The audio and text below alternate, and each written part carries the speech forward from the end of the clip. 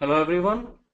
Today we have a special session on Python interview questions. So as to how to tackle various Python interviews. As you know these days that Python is a very well-known and highly sought after language.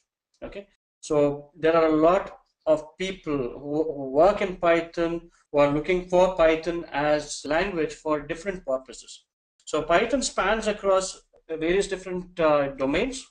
Okay, so typically people might have heard of Python basically as a scripting language or as a web application development language or something similar on those lines. But it is not limited. It is not limited to just that. Python can go way beyond this particular scope.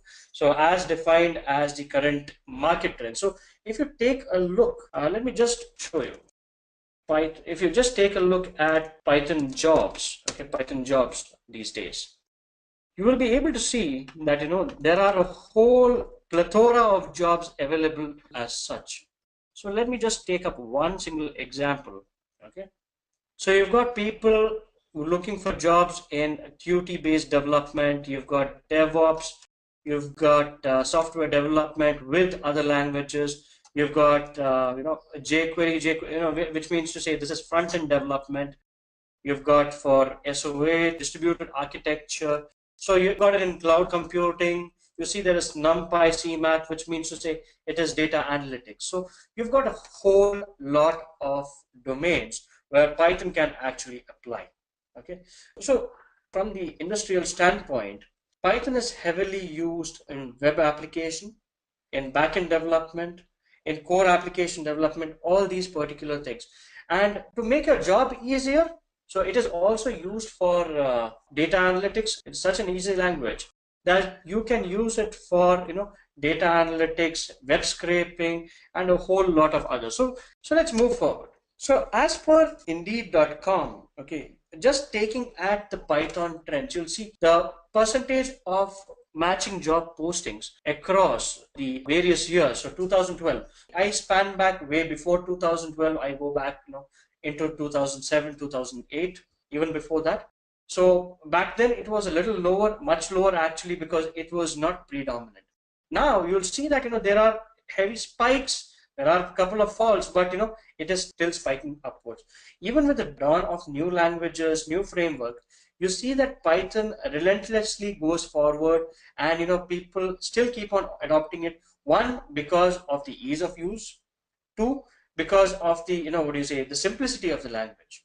Okay, and three, it pays a lot. So to actually show you the details, you see that the annual salaries of developers based on languages. Okay, you have ASP.NET, you've got PHP, Python, Ruby. This is just a general statistics that we have got over here. Okay, they've been moving on pretty much the same level, but you see that Python has never reduced, and in comparison, the salaries in lakhs per annum, this is in Indian lakhs per annum. Okay, so the starting salaries here has been given for 1 to 2 years of experience, anywhere between 2.5 to 4 lakhs. For 2 years of experience, anywhere between 4 plus, and for 4 plus years of experience, it is close to 8 lakhs per annum. But I wouldn't really comment exactly saying that this is what you're going to get. It depends on which particular domain you're joining into, which particular company you're joining into. There are a lot of factors which are involved as well. But I would definitely say that it is well paid language as such. So there are people who have 4 to 6 years of experience earning close to 10 to 12 lakhs per annum as well. Okay. Now, the agenda is basically to get into the various interview questions that you probably need to tackle. These are, a couple of tentative questions that you could face. So you could have a whole lot more. So I will get into a couple of them so that, you get a better background. If you do have a question, a specific question, you could probably tackle those as well. All right. Now, so we will be tackling basic Python questions, Django questions, web scraping, and data analysis. Okay. Now, basic Python questions. So when you're talking about basic Python questions, there are a couple of specific questions which keep repeating. Okay. Now, this is the first question that we have. What is the difference between a deep and a shallow copy? So even before I get into this, let me just check with you all. So can you give me a background as to which particular background do you come from? Do you come directly from Python? And what do you want as a takeaway from this particular session? So I would be happy if you could reply in the questions box, please. A quick introduction into basically what you are looking for in this session as such, and what do you want as a takeaway. Okay, while you answer that, okay, let's tackle a couple of questions there. Okay, so as I said, basic Python questions. My suggestion would be to get yourself familiarized with the various data structures that you have in Python. Okay, that is the most heavily asked, it's heavily asked as such. So you've got questions like, what is the difference between list and tuples? What exactly do you mean by mutable? What is immutable? So you've got a couple of questions like that. Okay. All right. So Roma, you basically come as a Java developer. You're expecting to learn Python and know what you should focus on so as to move into Python. That's a great thing to do because you would find it pretty easy to move into Python as compared to working in Java. So we'll take a look at this. Okay, let's go into the basic Python questions as such, what you would typically come across.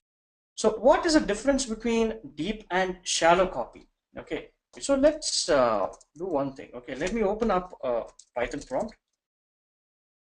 Okay, now, so even before we get into this, let me just give you a background. So what do you mean by a shallow copy? It means that it is used when a new instance type gets created and it keeps the values that are copied in the new instance. So basically we are copying, okay, copying whatever is of the new instance from an existing instance. Okay, so it is used to copy reference pointers, it copies just the top level values. It doesn't copy each and everything and create a new object. So there would be references. Okay, for example, okay, I have L1 is equal to 1, 2, 3, 4. Okay, this is a particular list. Okay, I have a list L1, 1, 2, 3, 4. Now L2 is equal to L1. I'll create a, I wouldn't say it is a copy. It's just a reference of L1 in L2. So if I even do L2.append of 10, so it would reflect both in L2 and L1. Okay, this is this is basically a referencing. Python, Python referencing. Now, when you're talking about copy, we usually have a particular module named as copy. So the shallow copy works this way. So I've got L1. Okay, I've got L3. Okay, I'll create L3 copy of L1. Okay, if you look at L3, it is the same as what we have in L1. Now L3.append of 11, let's take a look at L1, L2, L3 now. Okay, L1 is at 10, L2 is at 10, and L3 has moved to 11, which means to say it has created a copy. Okay, this is a shallow copy. Okay, so it is used to copy all the reference pointers, it copies all the values, but it creates a new original by itself in a separate memory location. So to check the memory location, you can do this: L1, ID of L2, ID of L3. Okay, you see L1 and L2 are the same, but L3 is different, which means to say that there is a copy which has happened, but the admin structures in copy, so the admin structures of L1 are not copied to L3. Okay, so we will not delve into that depth because there's a whole lot more happening. Okay, there's a whole lot more happening. But what I can tell you is, if you were to tackle the question, this is what you need to say. Okay, L1, so basically your shallow copy copies all the reference pointers, all the values, and it creates a new memory location so as to you have a copy of the entire set which you created. Whereas a deep copy, it takes care of all the references of the references and a whole lot more, which means to say it has to make pointers to each and everything. It has to make clear-cut copies for each and everything. That does not happen in shallow copy. Please remember, that does not happen in shallow copy. Okay, so deep copy gets deeper and deeper. And when you take, copies of instances as such, that is where issues come in when you're using deep copy. So it makes it much more slower to run deep copies. Okay, it makes it much more slower to run, because it has to copy all the references, all the admin structures, all the values, each and everything, whereas shallow copy does not copy all the admin structures, just the top level references and the original values. That's it. Are you all clear on the copy and the deep copy? Yeah, so the example for deep copy would be something like this.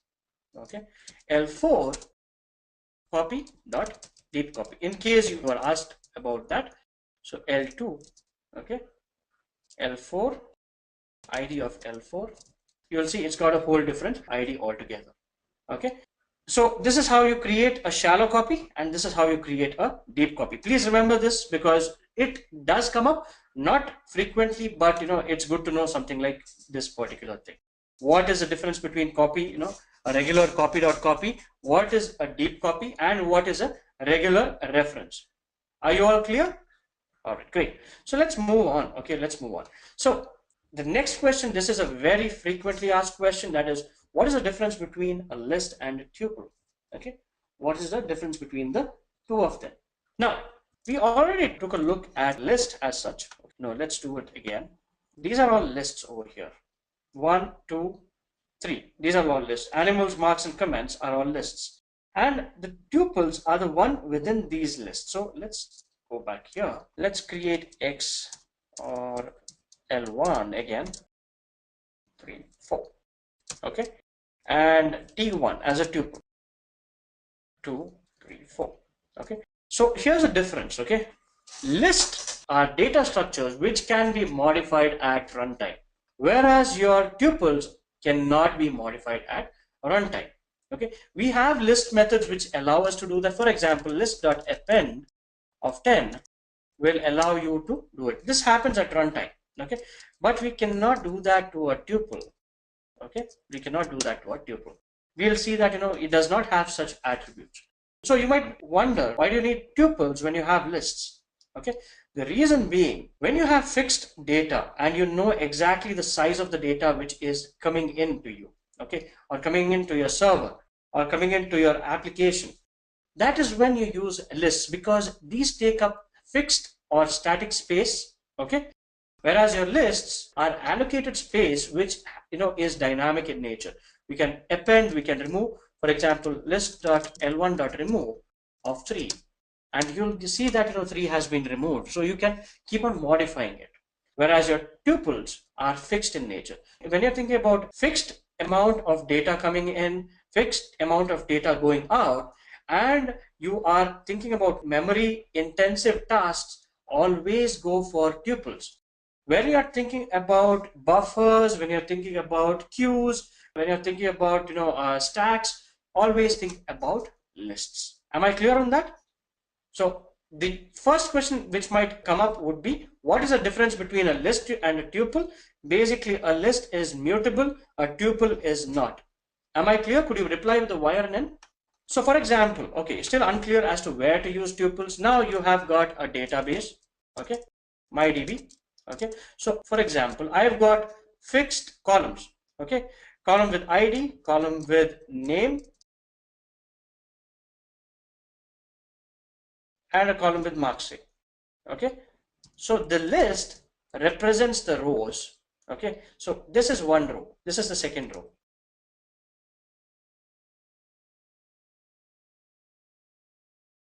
Something like this.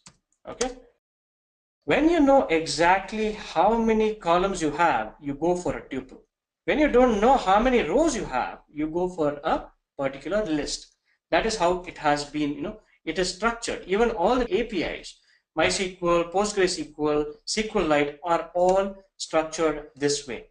Okay, where the columns are represented by tuples and the lists are represented by rows. Okay, so when you are writing in data, you have fixed number of columns, so you have a fixed number of data. You cannot simply tell, I want to write n number of columns into an n-1 number of column database. Does that make it more clear, Roma? All right. Okay, so that is about lists and tuples. And there is one more thing. Okay, you might get a question like this. Okay, say L1 is equal to 1, 2, 1, 3, 4, comma, and I would put in a tuple inside this. Okay, so let me ask you a question. will you be able to modify the list? Okay, so modify the list, or will you be able to modify the tuple? The tuple exists within a list, which is a mutable thing. Okay, and here I'll give you something like this: 1, 2, 3.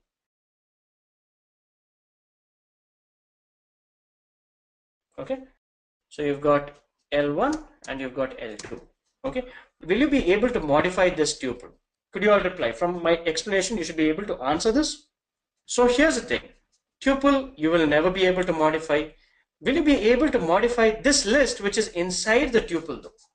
So you say, I don't think so, but it is, you are able to modify it because it is referenced, as I said earlier. So if you see L2 now, it would have been modified.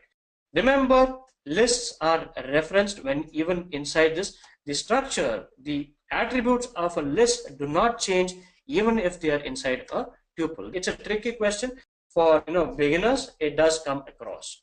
All right. Now, how do we achieve multi-threading in Python is a question which comes up. Okay, so Python does have a threading package. Okay, so as to, it's got a threading package, it's got a multi-processing package. There are two different concepts. Threads are related to specifically threads, and multi-processing is specifically related to the number of cores which you have on your system. Okay, now Python has something called a GIL, global interpreter log. This is a question which comes up. Okay, typically when it comes to threading, this is a question which comes up as to what is a GIL. The GIL is a global interpreter log which makes sure that only one thread can execute at a certain point of time in Python. Okay, so what happens is that the thread acquires the GIL, it completes the work and moves on to the next thread. So if you're talking about multi-threading, this is what typically happens. Okay, you have created multi-threads using the threading package. Okay, what happens is that it moves from one thread to the other thread to the other thread, so that it seems as if it is executing in parallel. Okay, it's executing in parallel. But what is happening is it is actually taking turns using the CPU core. It looks like it is executing faster, okay, but not necessarily all the time. But there is a particular way. It's a dirty hack, if you might say. You can, however, turn off the GIL over here. Okay, it mimics. Okay, so it does not happen parallelly. It mimics parallelism, is what I would say. Okay, it mimics parallelism. But there is a way to do it parallelly also, where you can turn off the GIL. Please remember, this is a very, dirty way of doing it. So if you turn off the GIL, your memory management can get messed up. So typically they don't do that. There are other packages which have come in, which makes better use of threading. Okay, so you have to be very careful while using the threading package as such. So when you're turning off your GIL, you have to make sure that you write your semaphores, your mutexes properly, so that it does not mess with your memory management. Okay, because Python memory is internally managed by the Python interpreter itself, unlike something like C or C++, where you have to do the memory management part. Okay, so is that clear to you all? So GIL can always add an overhead to your execution. Okay, I'm not saying don't use multi-threading. Okay, I am saying multi-threading is heavily used. Okay, it's just that it is used depending on context.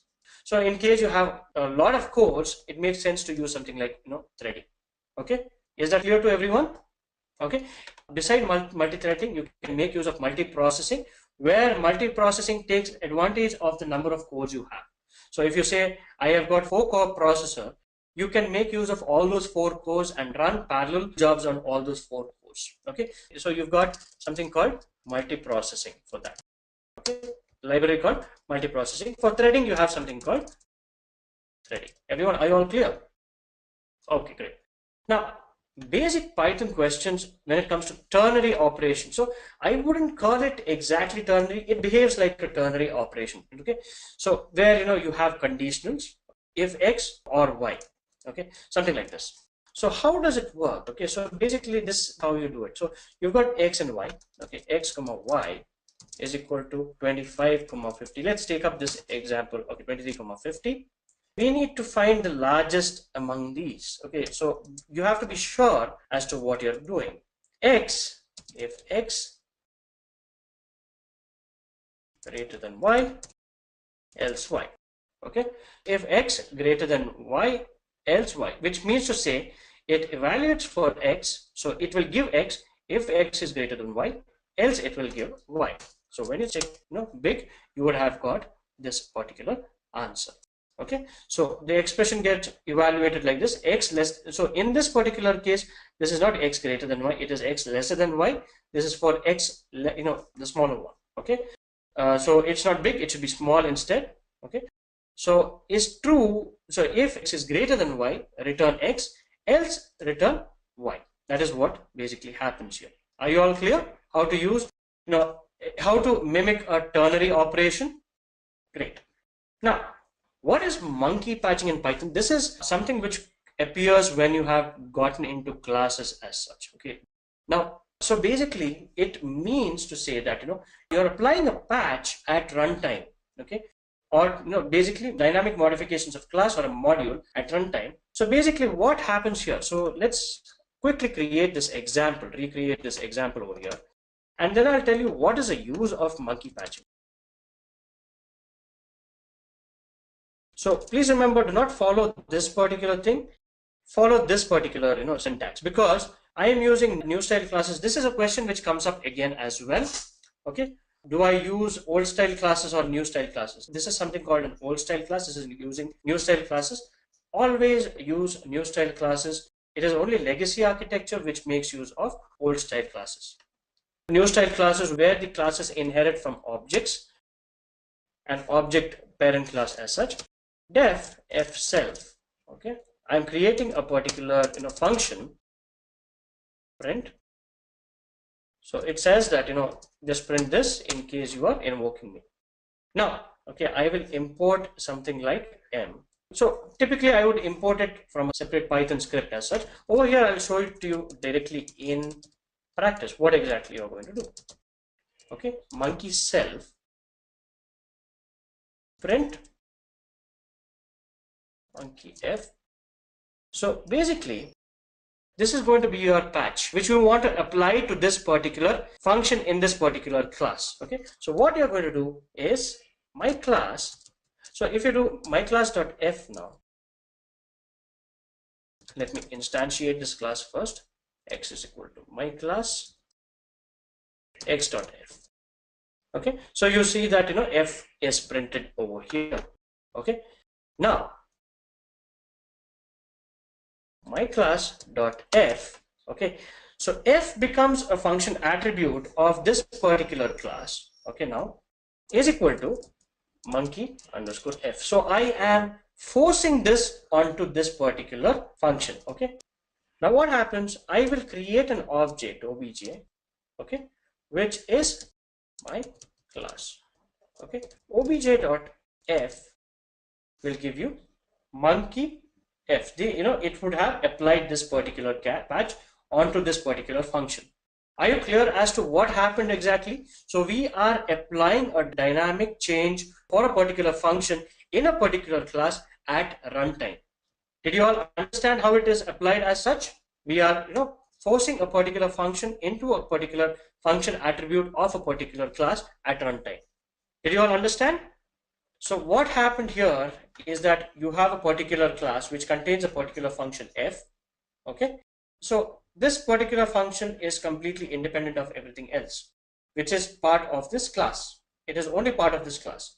Now you create an additional function called monkey f, so which you want to patch into this particular function of this particular class. Do you follow me so far, Roma? Okay, now what you are going to do, so initially if you are calling directly from that particular class, my x is equal to my class x.f, it will give you this f, and this is the one which was found earlier, which is naturally a part of that particular class. Okay, now what you do is you are going to create another function which is not part of this class. Remember, not part of this class. You create a function, okay, and you have a different working of that particular function, and you want to patch it for this particular function which is part of the class. Okay, you are going to force this particular function, which is why you do my class.f is equal to monkey underscore f, where f is the function of this particular class. Monkey f is your patch function. Following me so far, everyone? Okay, now what I do, I create an instance of that particular class after patching, and you see that patch has applied over here. So are you clear? Everyone, are you clear now as to what exactly I did? Okay. So why it is used is basically, it is used as a quick fix in case there are issues, in the code. Self is basically for the, similar to a, it's not a constructor, it is a self definition for a particular constructor. Okay. So to create instances as such. Okay. Now, so basically what you do is you create, patches so as to get dynamic attributes at runtime, which you were initially not thinking about, or, applying quick fixes so as to, at runtime so that things do not go wrong. Maybe, there was a functionality and it is not working right. So you go ahead and apply a patch for that, something like this. Okay. This is how you do it without changing the class itself. Okay. Now, here is a question. Okay. How can you randomize the items of a list in place in Python? Okay. So this is a question which makes use of, something called a random. We have a particular module in Python called random. From random import shuffle. Okay. You've got a whole lot of stuff within random, but we're not going to take it up. So what we'll do is we'll create a list.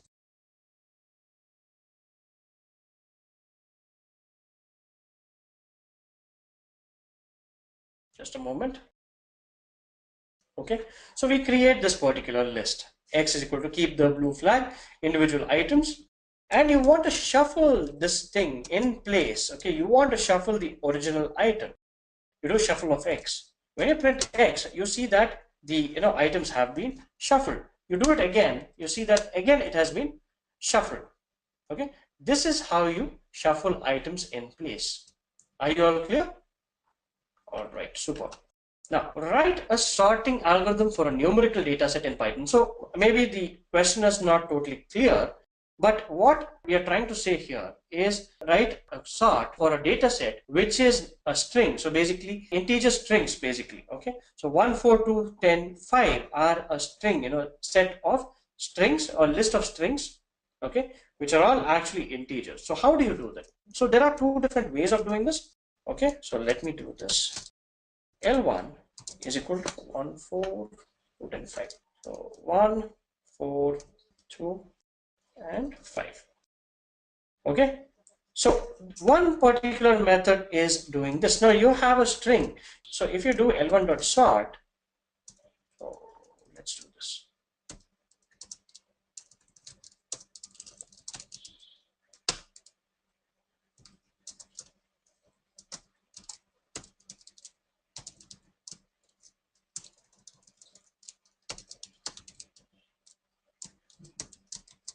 Okay. Now L1 dot sort will give you something like this. Okay, it is not the right thing. This is not right at all. Okay, and you wouldn't want something like this. Okay, what you want is 1, 2, 4, 5, 10. So when you do a sort like this, it applies on the ASCII characters as such. So it applies on the first found ASCII characters, which is why 10 will also come out of place. So when you want to do an integer one, this is what you do. This is the first one. L1 is equal to int of I or I in. You might be wondering what this is. So, and L1 dot sort. So now you see that it has been sorted in place. So what we did here is we use something known as a list comprehension, which can, traverse over a particular list quickly and, shorten your code. You create a list in place itself. Okay, which means to say for I in L1, that means we are traversing over L1 first, and we are creating an integer out of that particular thing. We are forcing it into an integer type, int of I for I in L1.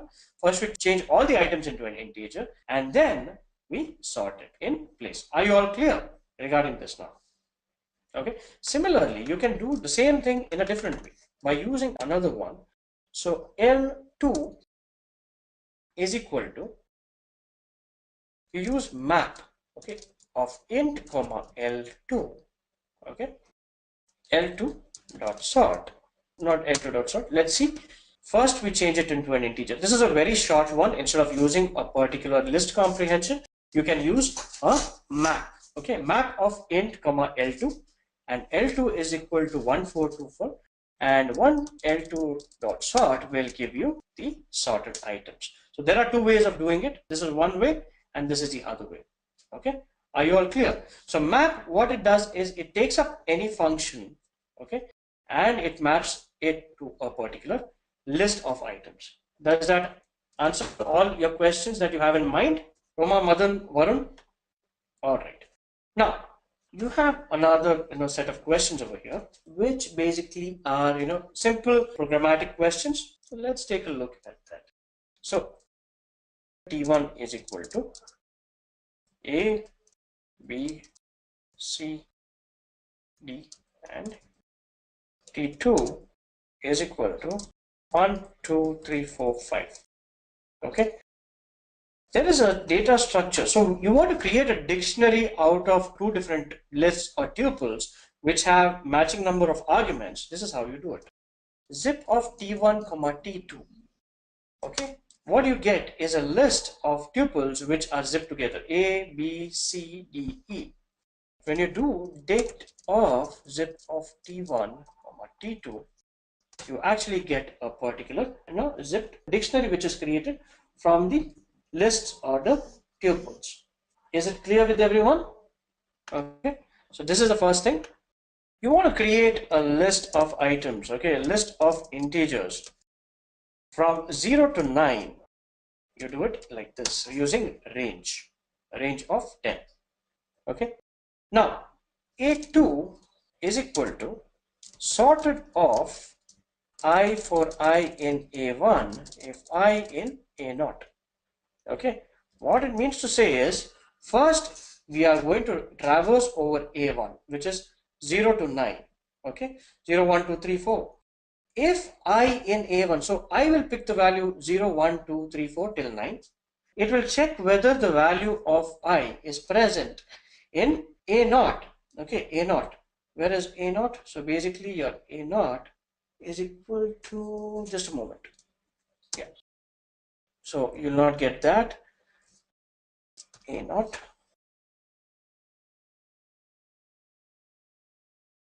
Okay, so what happens is that you get it as an empty list.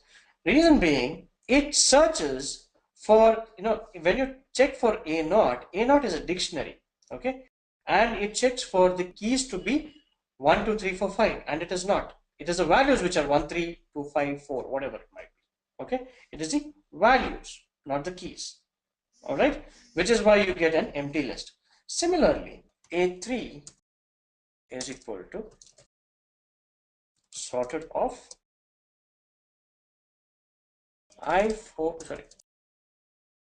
A0 of S for S in A0. Okay, so we are traversing over A0 first. Okay, we are traversing over A0. We are traversing over the actual keys as such, A, C, B, E, D. Okay, so it checks for A0 of S. Okay, we check for A0 of S.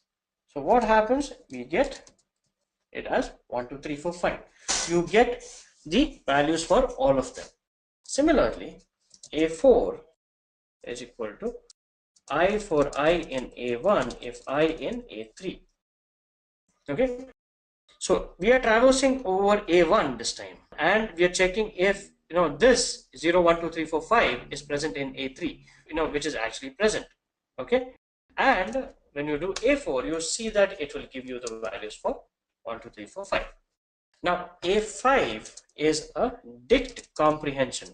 This was a list comprehension. This is a dict comprehension. Now I colon, so I would be your particular key. Okay, I colon I into I. That is, we are creating a particular square of the item for I in A1. A5 will give you 0, 0, 1, 1, 2, 4, 3, 9, 4, 16, so on till 9. Okay, so we are creating a dictionary comprehension by using this for I in A1. Okay, we are traversing over A1, which is a particular range of items. And finally, A6 is equal to, we are creating lists of items I into I for I in A1. A6 will give you the same thing as a list of a list. So are you clear with how these work as such? From a very top level, are you clear with how these work? Very nice. Now, there are some more things. Now, when it comes to regular expressions in Python, okay, how do we do various things in Python? So we've got an RE module.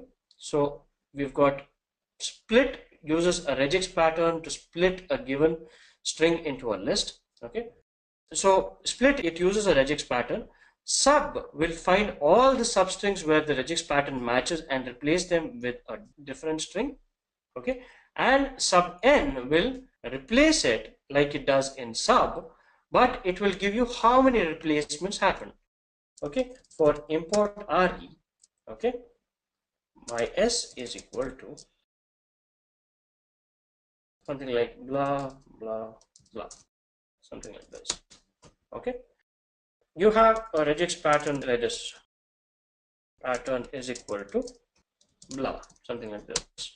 Okay, so what you do is my s dot re dot split of my s comma pattern. Okay, okay, so the best way of doing it is typically doing a normal split. Okay, so let me do this.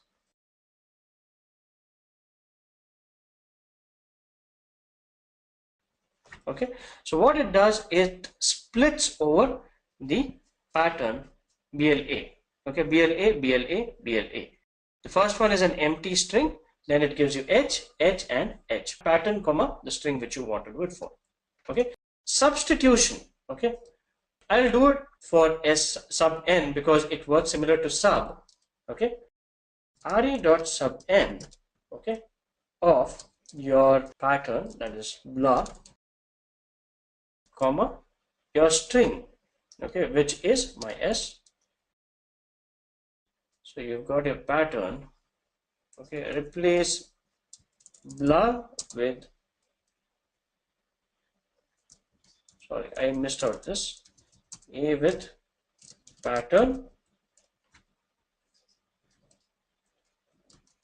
and my s. Okay, so it will replace the blah with BL. Okay, it will replace with a particular a. So if we take it the other way around, pattern comma a my s, so it replaces BLA by a, only a. Okay, did you get it? How it replaces a particular pattern? Everyone, are you clear with how it replaces a particular pattern? Okay, so let me go back again. Okay, so you've got your string my s, you've got the pattern which needs to be replaced. Okay, and you have an item, replacement item a. Okay, re dot sub n. Okay, re dot sub n, your replacement item, your pattern which needs to be replaced, and your string, okay, would be this way. But if you go this way, your pattern, your replacement item, and your string will do it this way. Take your pattern, replace it, replace all the items in your pattern with the replacement item a, and you get AH. So BLA is replaced with A, and it gives you how many times it has been substituted. Are you clear now? So Roma? Okay, so let's continue with our questions. What is inheritance in Python? Okay, inheritance is basically gaining the attributes and methods from one class into another. So from the parent class to the child class, or from the base class to the subclass as such. Okay, now, so there are different types of inheritances. Okay, so there is single, there's multi-level, there is hierarchical, and multiple. So typically the highly used ones are either single inheritance or multiple inheritance. Now, how does it actually function? So where a derived class acquires the members of a single superclass is known as a single inheritance.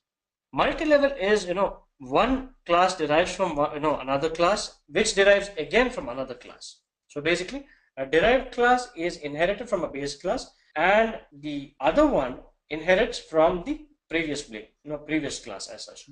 So D1 inherited from base class B1, okay, and D2 is inherited from. There's a mistake here. It inherits again from that particular class. Hierarchical is base, one base class you can inherit multiple child classes. So basically it might be something like this, hierarchical. So my class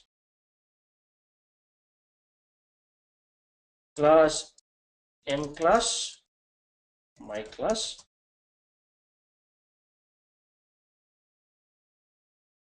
M2 class of my class. So this is hierarchical inheritance.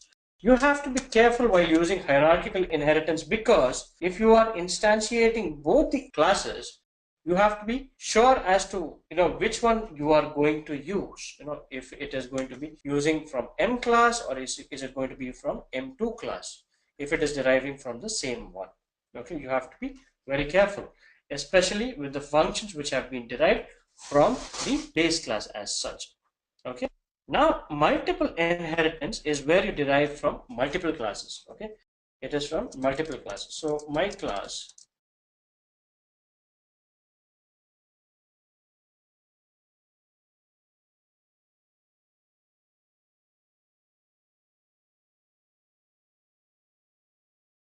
so another class will derive from my class comma my C2, something like this. So child will derive from two different superclasses as such. Are you clear as to what exactly inheritance is? So you've got an example here, v1 v2 child class, parent class, pass, and v1 and v2. Okay, so this is basically what you mean by inheritance in Python.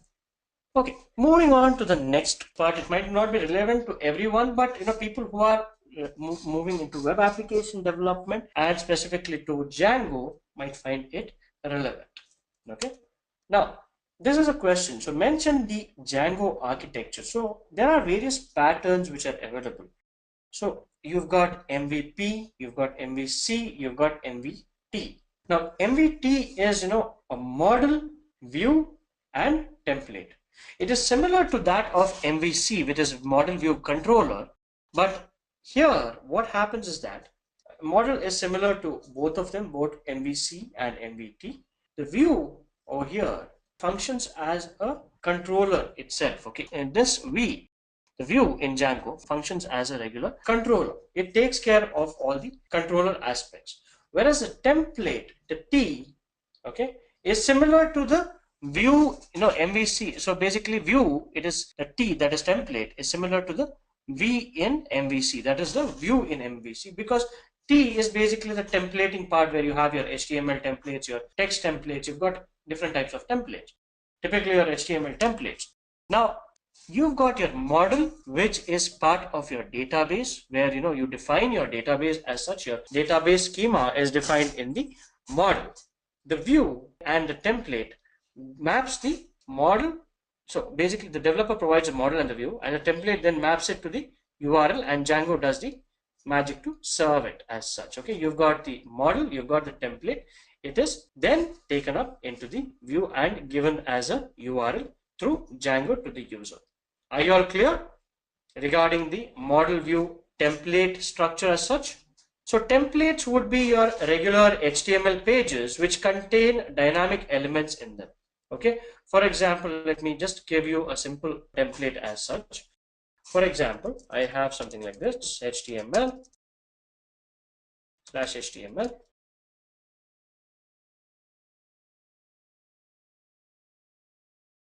head /head body slash body.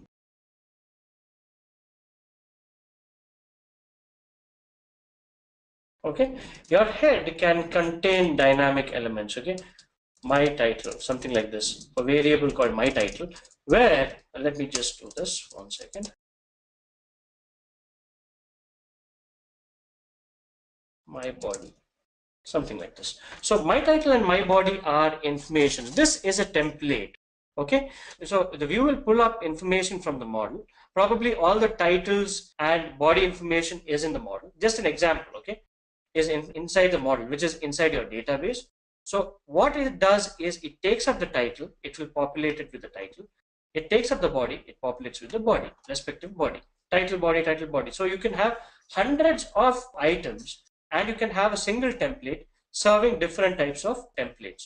Does that answer your question, Roma? Okay, so now explain how you can set up a database in Django. So we'll go with a default database, which is SQLite, which stores data as a single file in the file system. So you can also have databases like Postgre, MySQL, Oracle, MS SQL, other than SQLite. But then you need to use your administrative tools to create a new database. You know, for example, you might have to use something like �CALCME or something like that, okay, to create your database as such for your project. So basically, either way, with your database in place, it tells Django how to use it. Okay, this is where your settings.py file comes in. So you, in your setting.py file is where you do all the configuration regarding that particular database, or your web server information. All these things go into your setting.py file. So you've got your databases. So databases will tell you the default, or your standby or your slave or whatever it might be. So the default database, you typically have a SQLite. So you give the name of the engine, database DB backends, SQLite 3, because SQLite 3 is your particular database, and you direct it to a particular base directory name. So base dir has to be also mentioned over here, and db.sqlite 3 is your actual database. Okay, it is going to be the name of your particular database. Okay, similarly, there might come another question as to where do you start your, where do you have information regarding starting your web server or anything like that. So that comes under something called as manage.py. You've got another file called manage.py. So be sure about setting.py and manage.py. Are you all clear on that? All right. Now, how do you write a view in Django? So we talked about templates. I also showed you a simple template which we have. Okay. How do you write a view? Okay. A view is similar to a controller which pulls up information from your model and your template and serves it to the user. An example is like this. So you have a views.py file where you put from django.http import http response, because you are going to give out an HTTP response. Import date time.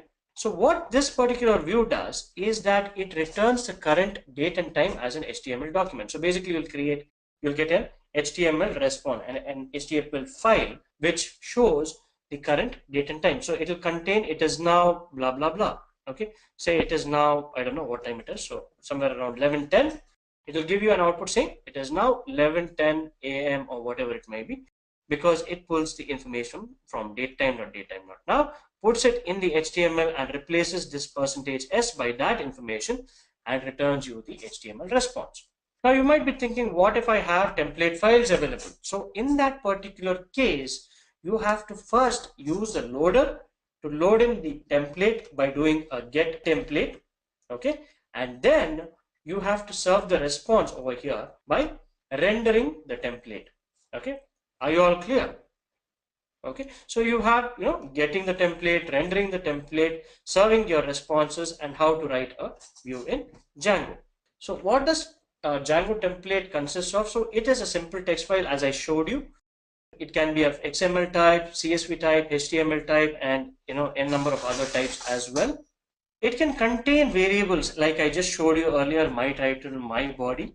It can be replaced by various values when the template is evaluated, and the tags as well. You can change the tag information that controls the logic of the template. So you've got your database mod, which is controlled by the models.py file. You've got your views.py file. You've got a separate template folder which contains the various templates, and you have your URL, or your URL views, which is your particular. So basically you create your root. These are all your roots, which are your URL, and you pull up your this URL root through the browser, and it will render the template and give it back to your browser. This is the workflow of a particular HTTP request as such. But what does a template contain? XML, CSV, and HTML as well. Are you all clear? Now this is a question which comes up. Explain the use of session in Django framework. Okay, now it is possible that you might get a question like, okay, so I have a particular user who's logging in at, say, 11:15. Okay, and he probably keeps himself logged in. Okay, and he leaves the particular place. Okay, and after like another 2 days he comes back and he sees that he is still logged in. Okay, so how do I, this is another way of doing the same thing regarding session. How do I see to it that the user logs out after a particular time? So that is where you make use of something known as sessions in Django. Okay, so Django provides a session that will allow you to store and retrieve data as per site visitor basis. So you will create a random session. It could be a random keyword as such, which would have the session data. For example, it might contain cookies. It will contain session ID cookie, so that it will be put from the client side, pushed to the client. It will serve on the server side. So in case your session cookie has a timeout, it will tell after 2 hours you're supposed to log out by default. So even if the person comes after 2 days and tries to enter that without a cookie is a session, okay, it will tell that you have been logged out, please log in again. That is where session IDs and cookies come into picture. Okay, so this is very good for security as such. Okay, it is very good for security. That way you are not pulling data from the server and storing it on your client side. Are you all clear what a session is? So it is a certain basically an ID which allows you to keep your users in check. Now what are the different types of inheritance styles in Django? Okay, so there are 3 possible inheritance styles. So you've got abstract based classes, also known as ABC. You've got multiple table inheritance, and you've got proxy model. So what is an ABC? So the style is used when you want parents class to hold information that you do not want to type out for each child model. So basically you will have a particular parent class, okay, and you would want the parent class to hold information, and you do not want to create it for each and every child class as such. That is where you use an ABC as such. So ABC is also used to create particular classes, okay, which are not completely, implemented as such. It is a better approach than, just creating empty classes as such. Exactly, you cannot instantiate an ABC in Python as well. So you can, you have your child classes derived from ABC because it is an abstract base class, and you will not be able to, instantiate a base class as, abstract class as such. Okay, it has to come from the child classes which are created from that. Okay, similarly you've got multi-table inheritance. So you've got an existing model and you want to create a model based on that existing table. Okay, another particular model based on that existing table. So you don't have to write each and everything down. You can inherit from multiple table as such. Okay, you want to say you have a class called book, you've got an article, you've got 2 different classes. You do not want to create a particular class which has got all information regarding book and article from scratch. Instead, you can just derive from those particular classes as such. You can directly derive from those particular classes. But please remember one thing, you have multiple table inheritance. So by default, so it allows you to override basically existing functions as such, but in multi-table inheritance, it does not allow you to do that. Okay. Are you all clear on that? Now, what are proxy models? Now, proxy models, so you can use this model if you want to modify the Python level behavior without changing the models field. So you can create proxies where you are making changes to the actual database via an existing, a proxy of the existing class. So you create a particular model. So model defines a particular table. Now you want to make changes to the table. Okay, you have different behaviors for that table. You can just create proxy models for that. By doing proxy models, you can have multiple behaviors without changing the actual behavior of the base model itself. That is where proxy models come into picture. Now, what is contained in a field class? So as simple as that, what is contained in a field class, a Django field class? So it will contain the database column type if it is integer, string, varchar, or anything like that. The default HTML widget available while rendering a form field, whether it's a text box, whether it's whether it's a particular email, you've got an email text field, something like that. You've got different types of field classes. Okay, you've got a password field, anything like this. So that is the default HTML widget and the minimum validation requirements. So number of characters which you can enter, number of lines which can be in the text box, all of this come in the field class. Please remember this: minimum validation requirements, default HTML widget, and the database column type. Okay, coming to the next section, that is web scraping using Python. These questions now. So how do you save an image locally using Python whose URL address you already know? Okay, so there are various ways of doing it. So this will work directly if you're using from your local. So your local, it would actually work directly. So typically what I would do is something like this: Python port requests, my URL is equal to www http google.com, this requests get URL. Okay, so you see that you are getting response r is equal to request.get.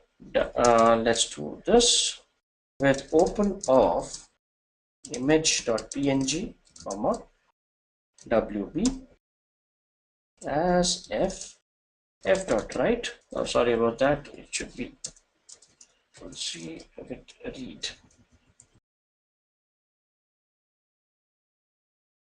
as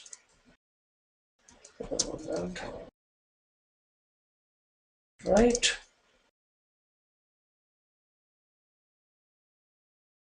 This, sorry about that. I made a mistake in the syntax.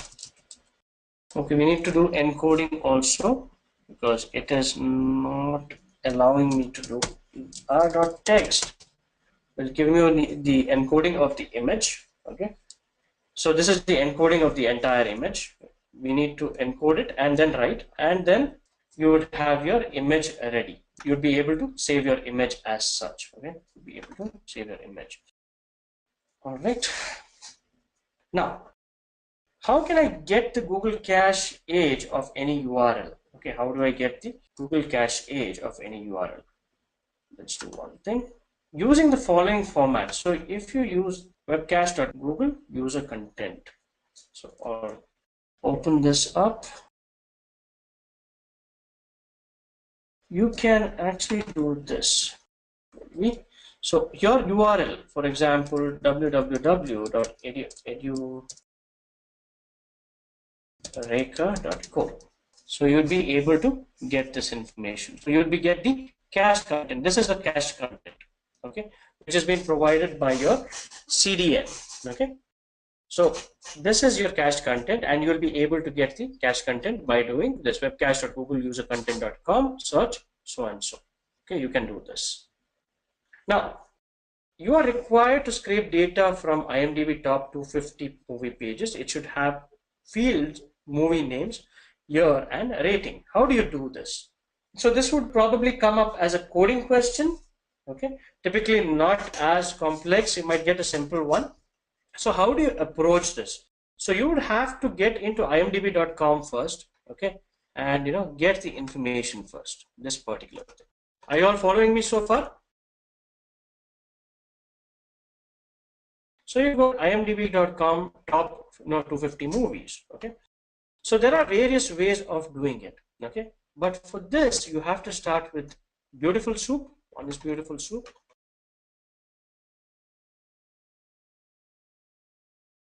From BS4, import Beautiful Soup. Beautiful Soup is a parser, so basically an HTML parsing library. Okay, it's used for web scraping. It's heavily used for web scraping. Import requests. Request will get your information. Okay, so URL is equal to. So you have your URL. So soup. So you create your response. That is by using request.get URL. So you'll see that you will have a response 200, which means to say you've got the response object, which contains the text, which contains all the information regarding that particular page. Okay, and you need the text from that, and you need to parse the text from that. For parsing it, this is how you go about it. First, open up the page, inspect this page, okay, and check what you need. So what you need is the fields movie name, year, and rating. There are various ways of it. One such way is this particular thing.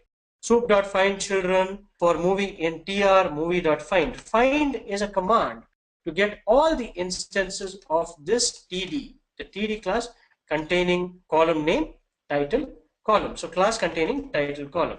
Similarly, year will be in title, okay, under your secondary info. Again, you have rating column, IMDb. You've got a whole lot of information, but that has to be first passed over here. Okay, so typically I would come here, go over here, and I would first do a check on this. So what I need is the TR content. You will see that you have got various TRs under lister list. Just a second, Roma. Let me just go through this. I'll tell you what exactly Beautiful Soup is used for there. So this is how you do it first. First you get this lister list. Okay, you have a list. So let's do soup is equal to Beautiful Soup. So you've got soup is equal to Beautiful Soup, right? So you are going to do this. Soup is equal to Beautiful Soup of rest.txt. So what is going to happen? It is going to create an object called Beautiful Soup out of the response that you have gotten. The response that the text part of it. Okay, so if you check soup, it would have pulled up all the information and created a soup of it. Are you following me so far? Okay, now what you need is soup dot. So your question was soup is equal to Beautiful Soup. You need to find something. So soup dot Beautiful Soup. This is what it does. Now we'll do this. Okay, I want lister list. A list is equal to soup dot find. Okay, so dot find class. So you can do this, something like this.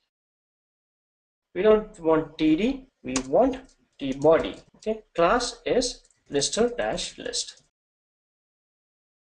So this is supposed to find me one single item which contains the class lister list. Okay, a list. You'll see it would have pulled up that information regarding the tbody. Okay. Now the tbody, we need tr. Okay, so we have got a list soup dot find all.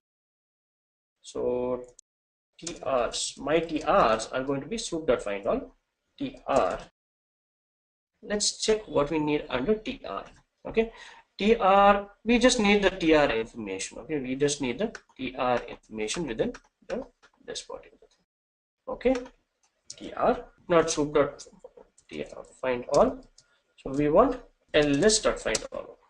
Okay, I think this will not go in with that, or you can use find capital TRs. Okay, it will give me all the TRs in this, all the TR information in this. Okay, now under this we need specific information. So this is how you go about it. Under this, okay, for TR in TRs. Okay, print. I'll just give you one example. Okay, post column. Let's take this one for example. Okay, spec. You have something called title column. Okay, class title column. Now you get to the point of title column. Print tr.find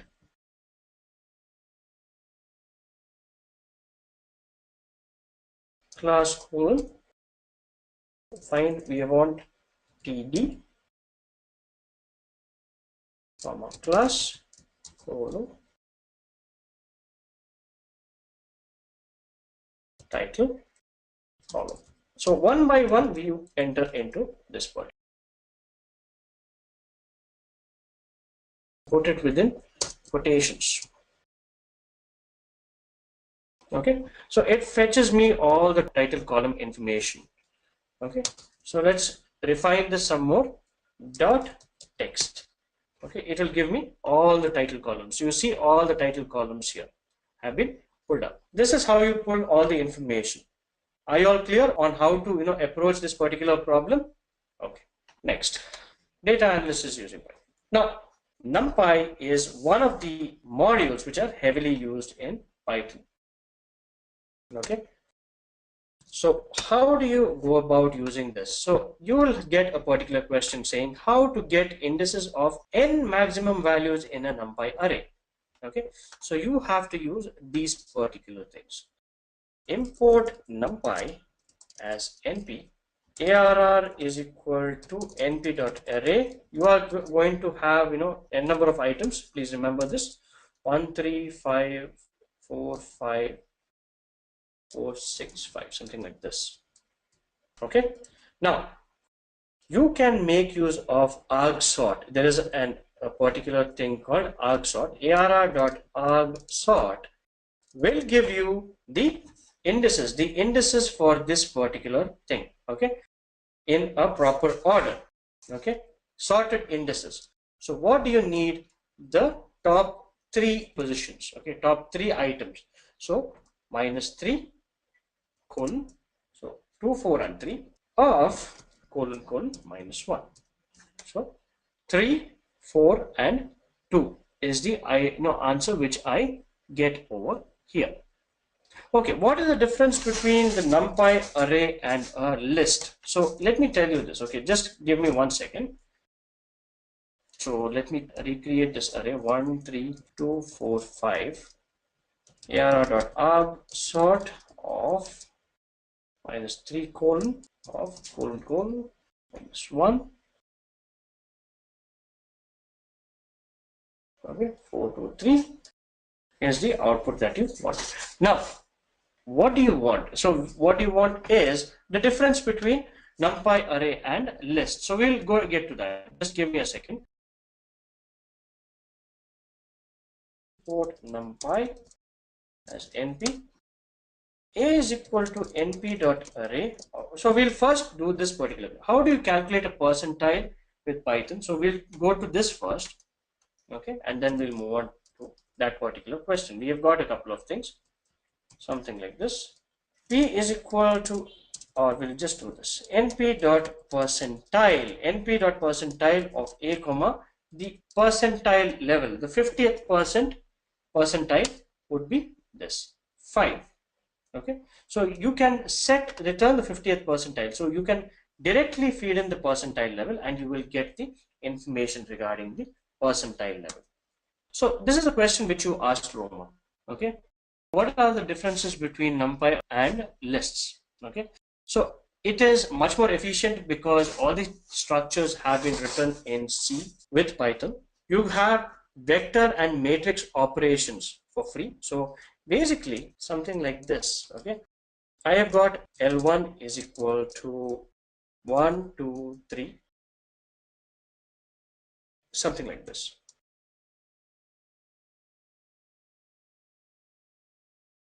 Okay, so L1 arr is equal to np.array of L1. Okay, so we'll create L2 as well. Okay, now if you do L1 plus L2, say you want to add items of L1 to L2, so 1 plus 1, 2 plus 2, 3 plus 3, 4 plus 4, 5 plus 5 and 6 plus 6. L1 plus L2 regularly would give you something like this. But if you create an array with a NumPy array, this is what would happen. L1 ARR plus L2 ARR would give you 2, 4, 6, 8, 12. Does that answer one of your questions, Roma? Okay, so this is one of the examples. Okay, so you get a lot of vector and matrix operations, so that you can avoid unnecessary work of recreating those vector operations. NumPy array is faster. You get a lot of built-in with NumPy, FFTs, convolution, searching, linear algebra, histograms, etc. You've got a whole lot of stuff which is included. So what about the lists? So lists are general purpose containers, effective in regular insertion, deletion, appending, concatenation, etc. And it is dynamic in nature. Okay, but it does not support vectorized operations like element-wise addition, multiplication, division. All these particular operations are not supported, which is what the advantage actually is. Does that answer your question, Roma? Yes. So Roma, so NumPy cannot store different data types in a single array. It is homogeneous when it comes to a single array, but you can have arrays of booleans, you can have arrays of strings, you can have arrays of integer, float, etc. separately. Within a single array, it has to be homogeneous. Okay. Now, what is the difference between NumPy and SciPy? You've got something called NumPy, you've got something called SciPy. These are two different modules. NumPy is a much more raw module as such, if I were to say. So NumPy would contain nothing but the array data type and the most basic operations like indexing, etc. Your numerical code is typically inside SciPy. Okay, but you would see that NumPy and SciPy are quite compatible with each other, because SciPy is built on top of NumPy. So where SciPy has retained all the operations of NumPy, but it's got a whole lot of its own operations. For example, NumPy contains linear algebra functions, even though they are more properly utilized and they more properly belong to SciPy. You can contain integration, differentiation, all these operations are provided in SciPy. Okay, and it's much more easier. SciPy contains more fully featured versions of linear algebra modules. So if you're going to do scientific computing, it is advised to use both NumPy and SciPy together. Okay, which is a recommended thing. So instead of using it independently, you do not want, so it makes more sense of doing something like that. Okay, how do I make 3D plots or visualizations using NumPy or SciPy? So like 2D plotting, you have 3D plots, but you've got a basic 3D plot called mplot3d subpackage, which is part of your matplotlib package. Okay, there is another package called MayaVi, which provides high quality 3D visualization features. Okay, for 2D, there is another beautiful charting library called Bokeh.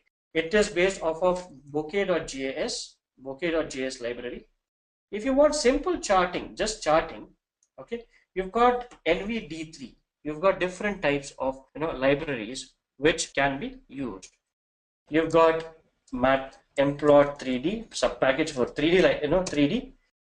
You've got for 2D, you've got Bokeh, which is dependent on the bokeh.js library.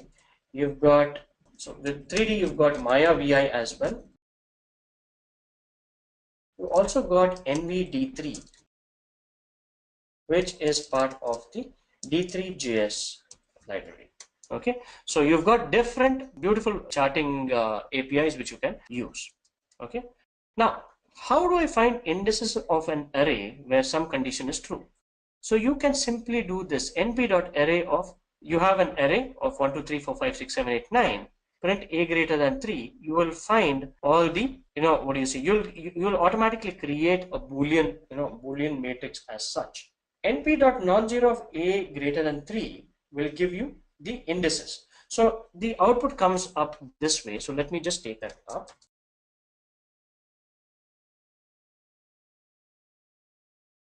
Okay. So a is equal to np.array of 1, 2, 3, 4, 5, 6, 7, A9. Okay, and you do this, print A greater than 3, and you get the Boolean array. Print np.non-zero of A greater than 3. All the non-zero numbers which are greater than 3 will be created as a non-zero index. So you might be wondering, what does this represent? So if you look at this, 1 0, 1 1, 1 2, 2 0, 2 1 and 2 2 are the actual indices. Okay, these are the indices. So this is 1 0 1 1 1 0 2 0 2 1 2 2. Are you all clear how that comes into picture? So these are the ones which are the indices as such. Okay, so you see this array. Okay, let me do this. So you see, what we wanted is for all the items greater than 3. So how it comes up is, you'll get two separate tuples.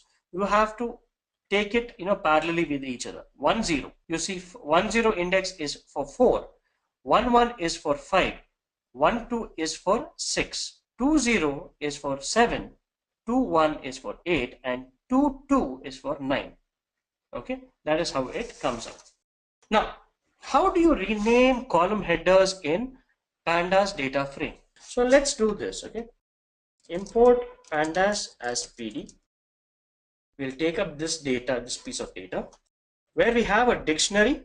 Okay, we have a dictionary which contains lists. So you've got these would be your column names. Commander, date, and score would be your column names, and these would be your entries, Jason, Molly, whatever it may be. Okay, data as so and so. Enter.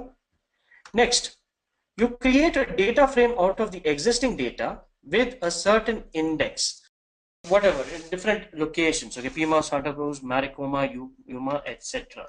So you create a data frame with a specific index. So when you type df, you will see that you will get your values this way. Okay, you get your values this way. You want to rename your columns. So df.columns will give you all the column details, that is commander, date, score.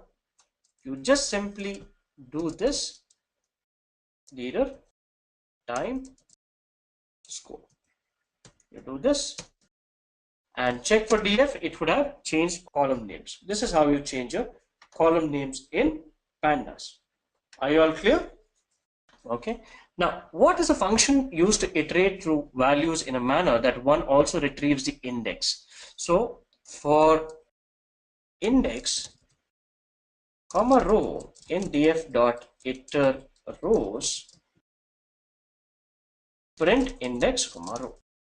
Okay, you will see that it gives you both the index as well as the column information. You have the index coaches and you've got the column information, leader times score, leader times score. Are you all clear? This is how you can get the information. Okay, so these are the various ways of doing it. One other question. So how do you convert a list of dictionaries into a Pandas data frame? So we had that question earlier and we did that directly. So you had wait, let me go back. Data. So you've got data over here, which is a dictionary containing all these items. So print pd dot data frame of data. So you'll get a data frame which is created. Just doing pd dot data frame. Okay, that is how you simply create a data frame out of your dictionary.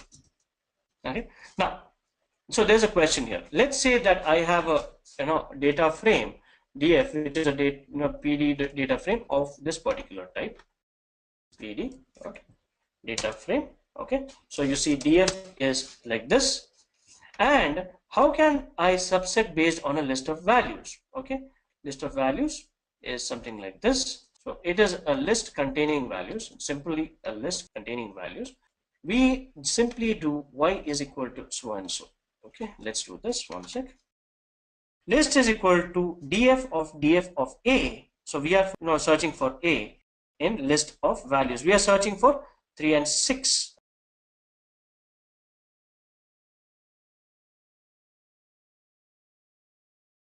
Let's do one thing.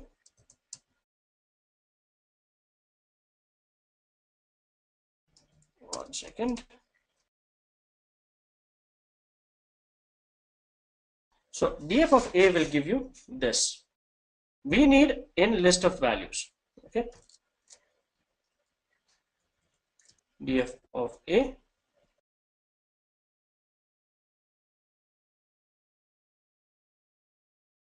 for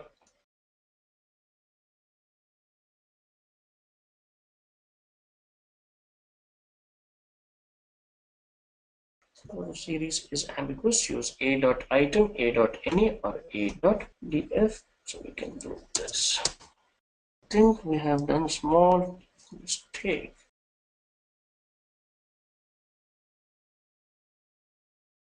df. We can also do this for df of a. For send list of values. So this is a little longer way. For if items in df of a, print items. So you can do this, but that does not give you the value.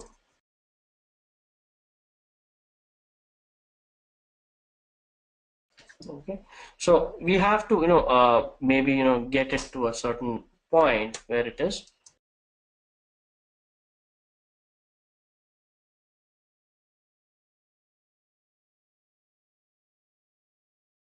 F of a of items, or the other way around. So I need to look into this. There's a slight mistake in this particular question. That's what I see. Okay, so basically you would be able to subset it based on the values. Okay, you can also do this. Okay, df of, okay, by doing df of a dot is in 3,6. So if you pass the subset directly, so through this particular method it is a little bit difficult, but it makes sense to use something like this. df of a is in 3,6. It will give you whatever is there for that particular subset, wherever there is 3 and 6. Okay, in a. Okay, so if you change it to b, you would probably get the value for only b, subset for b. Are you all clear? You can also do this. Okay, now you've got a data frame which contains both, you've got not a number. So you know that in a particular this thing, okay, in a particular data frame, we can have regular numbers as well as not a number if it has not been given, or there are mixed up numbers or mixed up with strings and all that. It takes it up as not a number. Okay, in that missing numbers, it takes up as not a number. In that case, how do you get only the ones which are not a number? So in that particular case, you just give this df dot is infinite is finite of so and so. For example, if we do it here,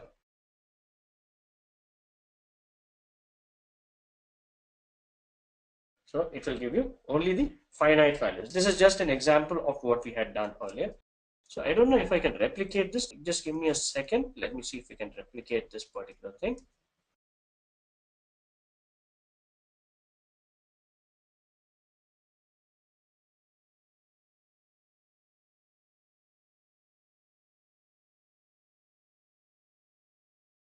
Okay, so we can replicate this. Instead of that, let me just copy this over,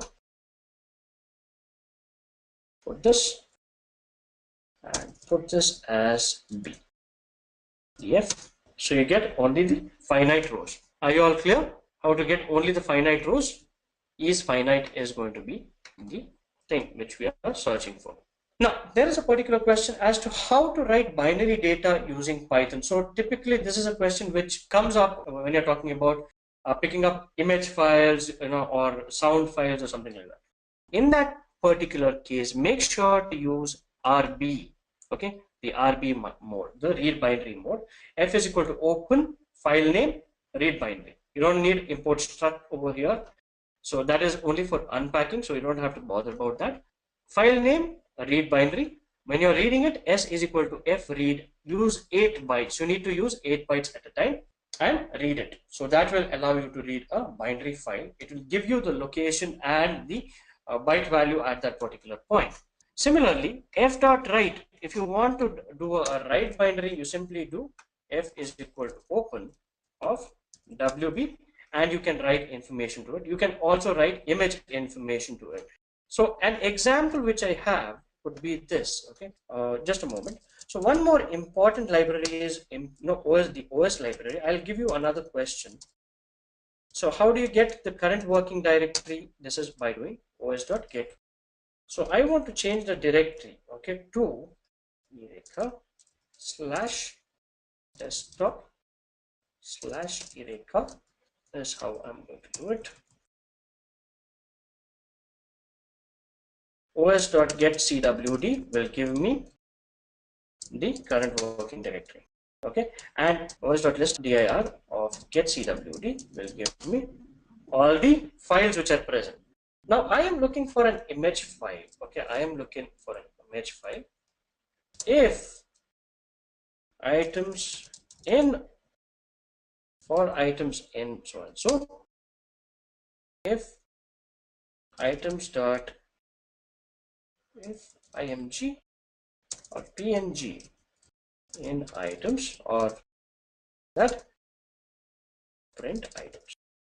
Okay, so I have a file by the name img file.png. Okay, so what we can do, so using this with open of, or we'll do this. So I want to do one thing. I want to copy over img file.png, okay, and create another file. Okay, I just want to copy it over. So I will be making use of both read and write. img file.png. Remember that you would have to do read binary first. Okay, g is equal to open my img.png dot write binary here, f.write dot f.read. I will just go ahead and write everything in one shot. So g.read, sorry, f.read, g.write. Okay, g.close, f.close, and let's do that particular thing for searching for our files.